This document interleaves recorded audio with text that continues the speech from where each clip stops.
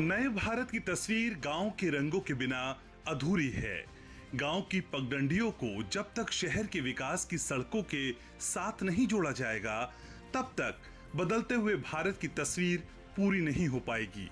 हालांकि इसके लिए हर स्तर पर भरसक प्रयास किए जा रहे हैं। ये सच है कि गांव में सड़कें बनी हैं, बिजली भी आई है, नलों में पानी भी दिखाई देता है, लेकिन शिक्षा के क्षेत्र में शहर और गांव के बीच की खाई कम नहीं हो पाई है। आज भी गांव के सक्षम परिवार तो अपने बच्चों को पढ़ने के लिए शहर भेज देते हैं, लेकिन ज्यादातर बच्चे गांव में मौजूद विद्यालय तक ही सिमट कर रह गए हैं। अब ऐसे में गांव के बच्चे क्या देश के निर्माण में जिस स्तर के प्रशासक और वैज्ञानिक चाहिए बन पाएंगे? ये बड़ा सवाल है। देश के सर्व शिक्षा अभियान का परिणाम कागजों के साथ जमीन पर भी उतना ही सुखद दिखाई दे, ये आज भी बड़ी चुनौती है।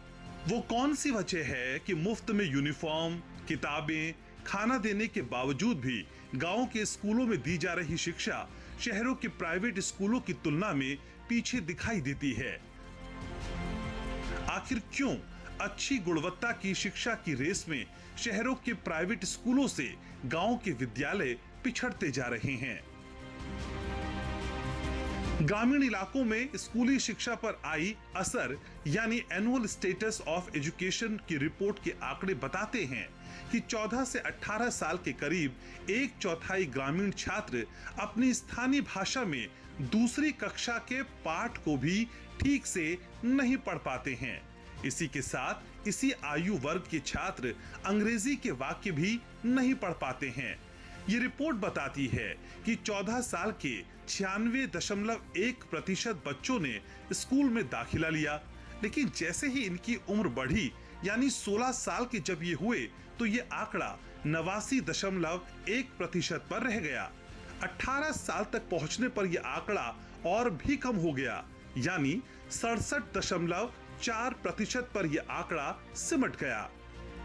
असर की रिपोर्ट और उसके आंकड़े चिंता तो पैदा करते हैं, लेकिन यही रिपोर्ट ये भी बताती है कि सरकार की सभी को शिक्षा के अधिकार के अंतर्गत चलाई गई तमाम योजनाओं ने स्थिति को संभाला हुआ है। कई आंकड़े तो ये भी बताते हैं कि गांव के सरकारी स्कूलों में अध्यापकों की कमी है। कहीं कहीं पर स्कूल के रजिस्टर में अध्यापकों की उपस्थिति तो पूरी है, लेकिन स्कूल में वो नजर नहीं आते।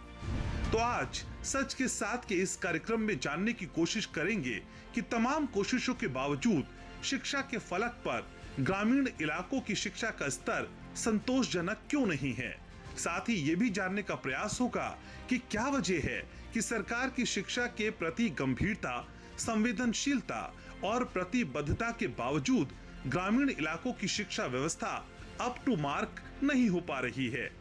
आज ये भी जानेंगे कि वो कौन से उपाय किए जाने चाहिए जिसके बाद गांव और शहरों के बीच शिक्षा की इस दूरी को कम किया जा सकता है।